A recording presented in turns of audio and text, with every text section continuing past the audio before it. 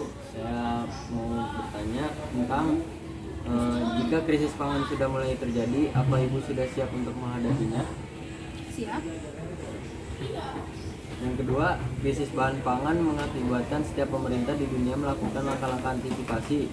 Nah, apakah Ibu punya langkah-langkah antisipasi tersendiri?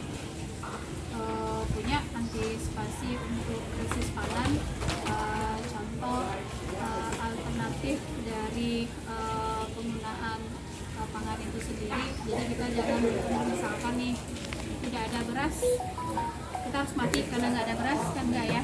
Maka kita bisa cari solusi, misalnya makan getuk kenyang kan? Ya. Ya. Kemudian misalnya tidak ada apa namanya sekarang yang mahal cabai, ya kan? Nah, maka bisa dicari solusi dari cabai. Mungkin kalau cabai harganya mahal, kita bisa beralih misalnya ke merica, lada, atau misalkan ke paprika, misalnya seperti itu. Jadi ada alternatif sumber pangan yang lainnya. Yang contohnya yang makanan pokok tadi seperti nasi, kalau misalnya beras tidak kebutuhan meningkat, sedangkan jumlahnya sudah mulai terbatas, maka bisa mencari alternatif solusi sumber makanan yang lain seperti misalnya kentang, ya kan? Kemudian singkong, kemudian setelah rambah, ya, ubi, jadi banyak alternatif lain untuk karbohidrat seperti itu. Cara Ibu tetap bisa menjaga ketahanan pangan di Indonesia ketika pandemi COVID-19? Nah, orang kan ketahanan pangan seperti misalnya, beras habis di supermarket, maka beli beras 5 karung, 10 karung. Tidak perlu seperti itu, karena itu tidak bijaksana.